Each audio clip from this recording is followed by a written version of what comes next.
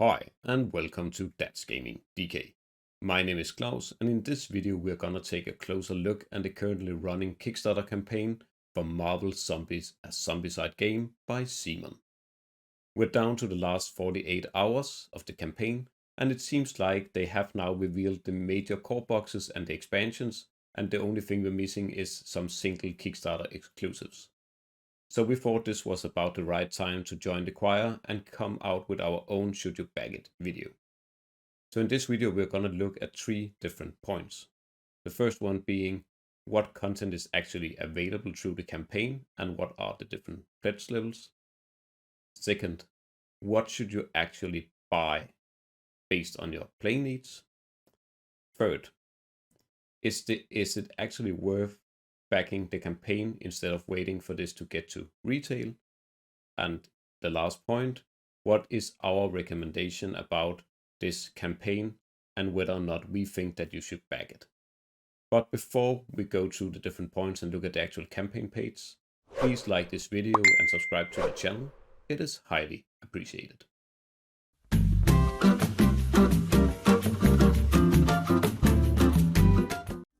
So here we are at the official Kickstarter page, and let's start by just talking about what this game actually is, because this is not just another revision of Zombicide. So the latest Zombicide version that we played here at the channel was Zombicide 2nd Edition, where you as usual are a group of survivors trying to complete your objectives without being eaten by a big horde of zombies. This game is a bit differently other than it has superheroes, because here you are actually playing as the zombies.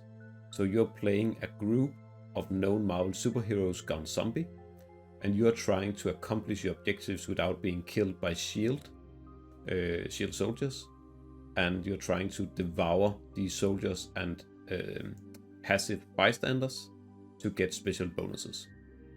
So first of all, let's look at which content you can get in this campaign, and after that we'll look at the pledge levels. So first of all, we have the core box. So the core box will give you 6 zombie heroes: Captain America, Deadpool, Wasp, Iron Man, Captain Marvel and Hulk. It will give you the usual tokens and stuff that you know from all the other Zombicide games. So you get the colored bases you set below, so you can see which color each player has. You get their cards for their unique skills, their hunger level and their life total. And you get a set of zombie trait cards that you can get by devouring different bystanders and enemies in the game. Here we have the list of bystanders, a lot of known names from the Marvel Universe, such as Jonah Jameson, Okoye, Pepper Potts, Thunderbolt Ross from the Hulk series. And then they start to describe about the hunger level. You have your normal playmates, they are looking a lot like other Zombicide games, same goes for dice and your tracker cubes. And then we have the enemies, which in this case are the good guys. So we have shield troopers, shield guards and shield specialists. Then as a new thing in this game, you actually also have non-zombies heroes, which are trying to defeat you as well. So these are this game's version of abominations if you have played one of the other Zombicide games. And in the core box you're getting Spider-Man, Thor, Scarlet Witch, Doctor Strange, Miss Marvel and Black Panther. For game tiles, you will get these different tiles of New York. Each of them is double-sided, and the game contains 10 missions. You also get the normal tokens that we all have come to know. The only real difference from other Zombicide games is this Avenger sign token that can be used as a weapon to throw against shield soldiers and guards. And then they come into this compatibility here, but I will take that in a moment. And of course you get the rulebook.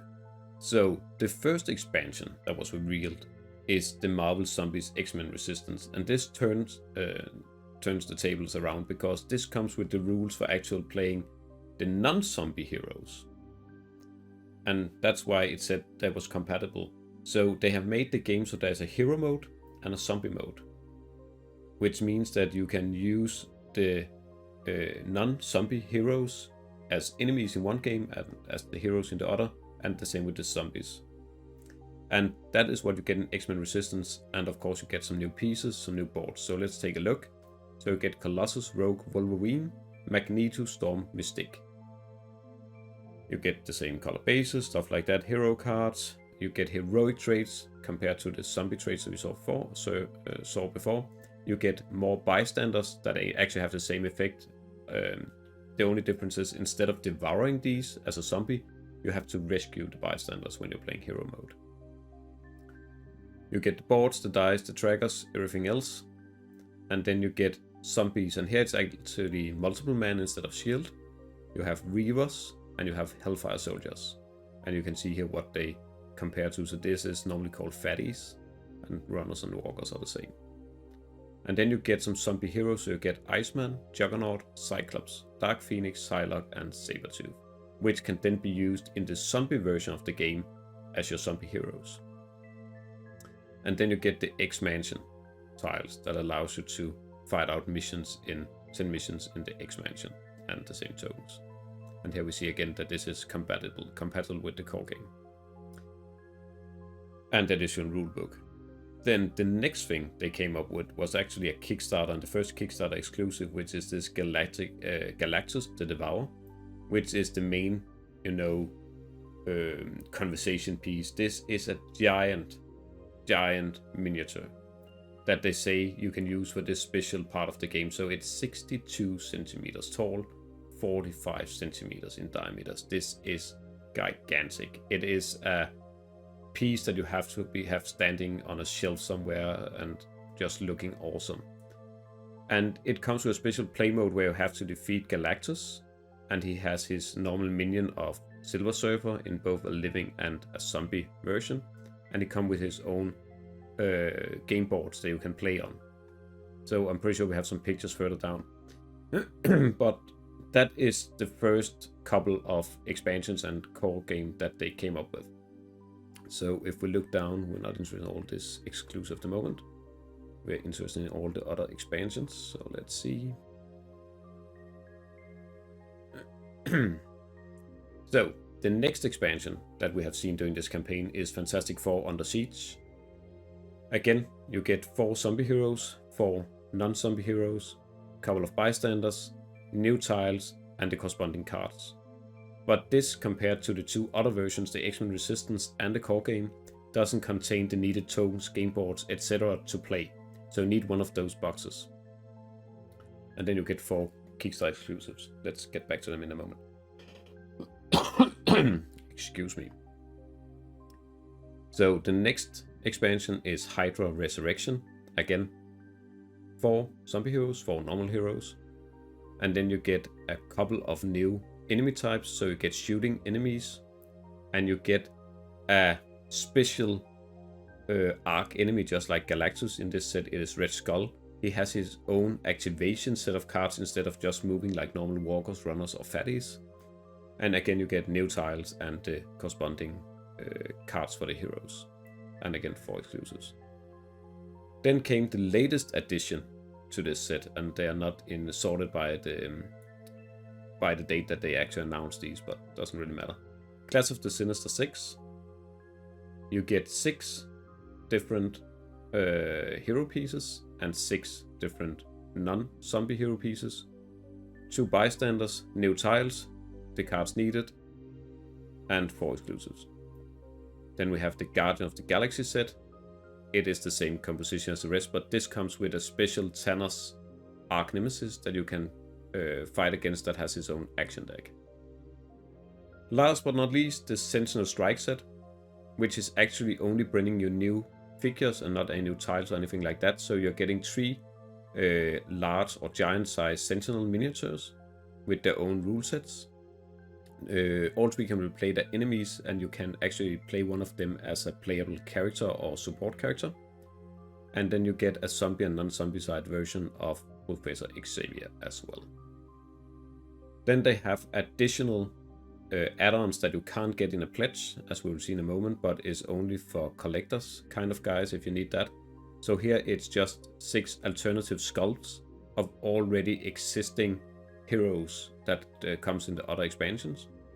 You can upgrade your cardboard tokens to plastic. You can buy extra dice. But let's take a look at the different pledge levels before we continue. So originally, when this campaign came out, there was only 2 pledge levels. So you, 3 actually. You could get the Undead pledge, which is just the core game, nothing else. And that is giving you all the stuff we just saw, plus the Kickstarter exclusives, $130. Then you could get the Resistance pledge, which gives you both the core games, so you can play hero mode and zombie mode. And it's also giving you double up on the different components that you need to play the game, $240. And then you have this very, very special pledge of the Galactus. Here you can see the normal size miniatures. One is actually in his hand, and the full size board, and then the Galactus miniature in scale. This is gigantic. So everything which is actually only bringing you Galactus, Silver Surfer, and the special action deck for $110. Then last night, when we hit the 48-hour mark, we actually got 2 new pledge levels. The Hungry pledge, which is actually giving you a discount if you need everything. So it's the same as getting one of the smaller expansions for free. And the Devour pledge, which actually gives you everything included Galactus with a $50 discount. So that's all the content. Almost. The only thing we haven't talked about is all these Kickstarter exclusives. So as of right now, all of these additional zombies have been reached by stretch goals. So you're getting 12 additional zombie heroes. And you're getting, 12, 15, 18, 21, 4, 5, 26 additional non-zombie heroes. As well as all of these miniatures and bystanders from the Daily Bugle reveals this Dark Phoenix is looking amazing. So you're getting a lot of additional stuff in this Kickstarter campaign. And that actually brings us to the next point. How much do you need? So that kind of depends on how much you play and which kind of player you are. So I would say, if you just play casually with your spouse, a couple of friends, or your kids, you probably come a long way with just one of the core games. Like, either do you want to play in zombie mode or hero mode? I think you can't buy X-Men Resistance by itself. You'll need this core game before you can buy this one. But still, you come a long way with the core game. Of course, you can say, well, it's not that many hero pieces and enemies, no. But you are still getting all the Kickstarter exclusive I just showed you. So you're gonna have more than enough to play the game. So most people will only need the core game with all the Kickstarter exclusives. If you are if you're playing more often, or you're playing with a larger group, or this is a game you know will come on the table weekly or stuff like that, then it might make sense to go to Resistance Pledge, just to shuffle around so you can play both modes. And that is also gonna give you some new fantastic X-Men characters and some new tiles, and double up the missions from 10 to 20. And this will be enough for most groups. So what about all the expansions if we go to the Galactus Pledge very shortly? I don't think anybody need this pledge. You take this pledge because you want this giant miniature sitting in your living room or game room just to show off. I don't know how much there is to this special game mode, but this miniature here is why you pledge this level. So Hungry Pledge and the Devour Pledge, you don't need all of this. So you should only buy this if there's one of these expansions you really want. Like, are you really into Spider-Man universe? Sinister 6 would be fantastic. Fantastic 4, of course. But that should only be on personal preferences. So should you get everything? I don't think anyone needs everything from this campaign, to be honest. I would much rather just take one of the core pledge and then pledge that 1 or 2 expansions that you really want due to the characters including it. So that brings us to the third point. Is it worth backing the Kickstarter campaign? Based on what we have seen with other CMON campaigns, which are always a big hit and just skyrocket in number of backers and amount funded, yes, it really makes sense because you're getting a good discount compared to the retail version most of the time, and you're getting a lot of additional game pieces that really helps you expand the game. So I would say if it wasn't for all the Kickstarter exclusive miniatures that you get on this campaign, then this game would probably be too little content for even casual players. They would probably like some more. But because you get this giant list down here of all these additional zombies and superheroes that can also work as your enemies in the core game, and additional bystanders, there is more than enough content for you to play. So is it worth backing?